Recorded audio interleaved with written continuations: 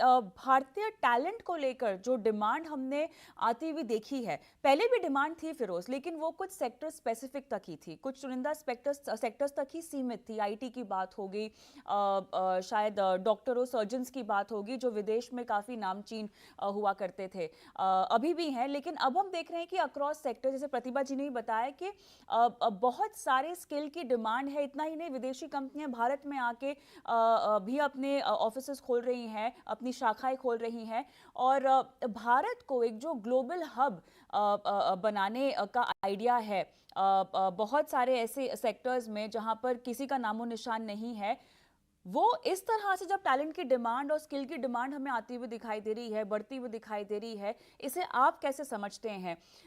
माता पिता जो ये शो देख रहे हैं, उनको ये जो जानना होगा कि खर्च कितना लगता है बच्चों को पढ़ाई वढ़ाई के लिए भेजने के लिए, और क्या कोर्सेज करने चाहिए, मैं आऊंगी उस पर। लेकिन उससे पहले जो ये डिमांड हमें दिखाई दे रही है, ये वन ऑफ द डिमांड तो नहीं है, ये तो टिकाऊ दिखाई दे रही है फिलहाल। यस कविता जी, देखिए एजुकेशन सिस्टम इंडिया का जो सदियों पुराना है, उस टैलेंट की भी डिमांड है बाहर, हाँ। रही है। अब कंफ्यूजन ये है कि पेरेंट्स को लगता है कि बाहर पढ़ाएंगे तो इंडिया में भी वो काम कर पाएंगे।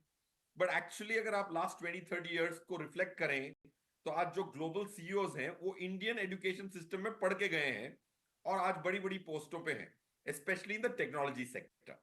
सो पॉइंट मैं ये कह रहा हूं कि अगर एक पेरेंट हूं मैं और मैं चाहता हूं कि मेरा बच्चा अब्रॉड पढ़े, तो you have to be very clear क्या ऐसा सर्वे मैं देख रहा हूं कि बाहर से पढ़ के आके इंडिया में काम करेगा तो ज्यादा बेहतर करेगा। ये हमारी लास्ट 7-8 साल की जो लर्निंग है, कैंपसेस से हम रिक्रूट करते हैं, आईआईएम से भी करते हैं, बेसिक कॉलेजेस से भी करते हैं, तो ये जो और फॉरेन जो पढ़ के आते हैं, उनमें जो डिस्पैरिटी देख रहा हूं in terms of skill of problem solving, Indian education system is throwing up very very encouraging result. So point one, Kavita ji, मेरे हिसाब से ग्लोबल सिचुएशन में इंडियन एजुकेशन की डिमांड जरूर बढ़ रही है, और इंडियन पेरेंट्स में फॉरेन एजुकेशन की डिमांड अपने इंडियन बच्चों के लिए ज्यादा बढ़ रही है।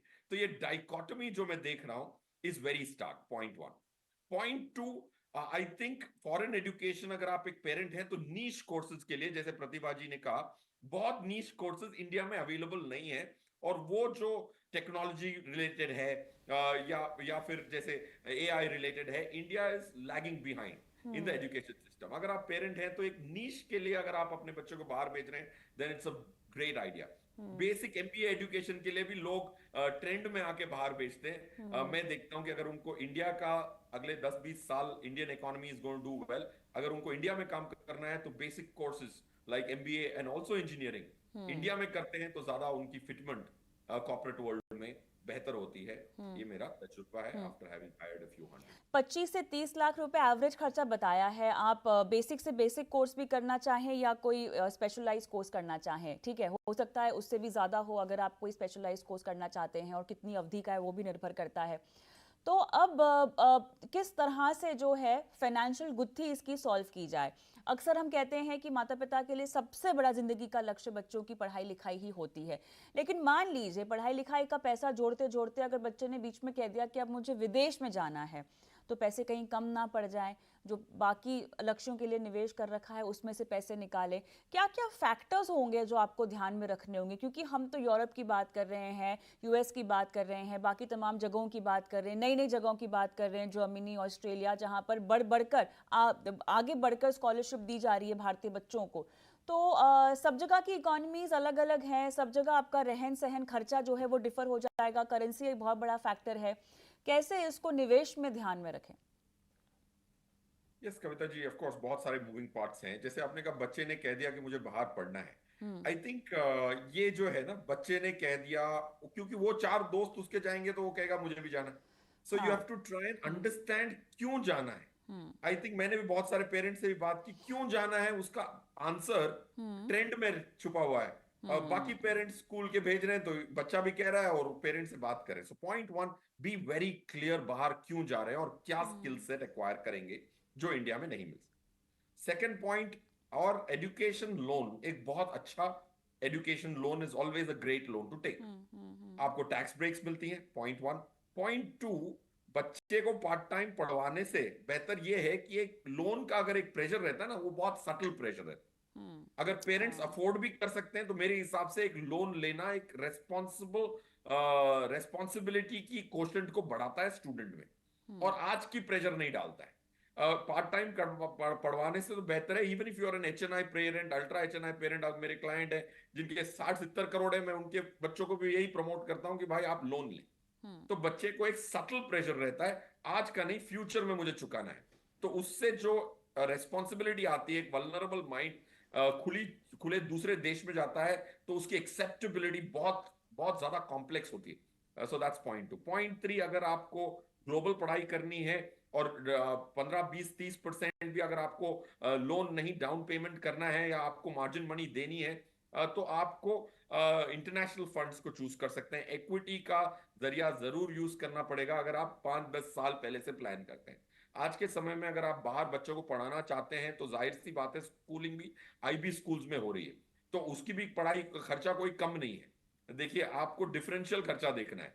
अगर IB स्कूल्स की आज एवरेज प्राइस है 5-7 lakhs per annum without boarding and lodging, तो हम डिफरेंशियल की बात कर रहे हैं। तो पॉइंट 1, अगर आपने उस राह पकड़ी है तो आपका स्कूलिंग का भी खर्चा ज्यादा है, हायर एजुकेशन का भी खर्चा ज्यादा है। तो इक्विटी के सहारे के बगैर ये इन्फ्लेशन, जो महंगाई बढ़ रही है, एजुकेशन की जो महंगाई बढ़ रही है, वो 5-7% CPI के हिसाब से नहीं बढ़ रही है। वो RBI 5-7% की आपको CPI दिखाते हैं, वो कंज्यूमर प्राइस इंडेक्स, उसमें कराने और ट्रांसपोर्ट का खर्चा बढ़त की बात होती है। तो एजुकेशन इन्फ्लेशन हमारे हिसाब से डबल डिजिट में है, तो एजुकेशन इन्फ्लेशन को फैक्टर इन करना पड़ेगा, लोन्स को डेफिनेटली कंज्यूम करना पड़ेगा, इक्विटी एसेट्स बहुत इंपॉर्टेंट होंगी। प्री प्लान करके अगर आप डेट में डालेंगे तो प्री प्लान की महत्वपूर्णता कम है। अगर आप 10 साल पहले प्लान करके इक्विटी का सहारा लेंगे तो आपके पास 4 गुना ज्यादा एसेट्स होंगे 10-15 साल बाद। So it's not just the time you take for planning, वो प्लानिंग के साथ आप कौन सा माध्यम यूज करते हैं। अगर इक्विटी नहीं यूज किया और आपने 20 साल पहले भी प्लान किया तो भी शॉर्ट होंगे। अगर हाँ। आपने इक्विटी यूज किया तो 10 साल में प्लानिंग आपकी हो सकती लेकिन फिरोज, एक जो चीज़ जहाँ पर बहुत सारे लोग शायद फंस जाते होंगे वो ये है, क्योंकि अगर आप इक्विटी ओरिएंटेड कुछ कर रहे हैं, क्योंकि आपके पास लंबा समय है और जब गोल नज़दीक आने वाला है, बाजार देखिए उतार चढ़ाव से भरा तो होता ही है, उसकी फितरत होती है। तो ऐसे में पैसे निकाल कर कहीं और निवेश करने की भी कोई रणनीति होती होगी, क्योंकि ये वो ऐसा लक्ष्य है जहाँ पर आप घाटा अफोर्ड नहीं कर सकते, देखिए, है ना। तो समझदारी से कैसे आप जो है अपने मुनाफे को साइड में कर दें, उसको बांध लें। बिल्कुल सही फरमाया कविता जी। देखिए, आपने सही कहा ना, क्योंकि आप दूसरे एक्सपेंसेस, कार खरीदनी थी 1 साल बाद खरीद लेंगे, कौन सा बड़ा बड़ा घर खरीदना था उसको आप डिले कर सकते हैं, एजुकेशन तो हाँ। डिले नहीं कर सकते। हाँ। सो आपके पास एक हार्ड स्टॉप होता है। हम्म। तो पहला एक थंब रूल है कि 5 साल के ऊपर है तो आपको स्ट्रेस लेने की जरूरत नहीं है। ठीक है। इक्विटी 5 साल के ऊपर डेट से ज्यादा रिटर्न देती है with 96-97% probability, it's a very good problem. अगर आपका गोल उससे करीब आने लग गया है तो आपको इस पॉइंट पे, कविता जी आपके पॉइंट पे हर दर्शक को जरूर सोचना चाहिए। अगर 3 साल से कम होता है तो इमीडिएटली आपको ग्रेजुअली रिड्यूस करना है आपका इक्विटी एक्सपोजर। 3 इयर्स बाकी हैं तो आप 50 इक्विटी से ज्यादा नहीं रख सकते। 2 इयर्स बाकी हैं तो 25% इक्विटी, और एक साल बाकी है आपके एक्सपेंस के लिए तो जीरो इक्विटी। अगर हम्म। ये 50, 25 and zero for 3, 2 and 1 respectively, ये एक अच्छा थंब रूल होगा to manage risk hmm. As you get closer to your goals. चलिए।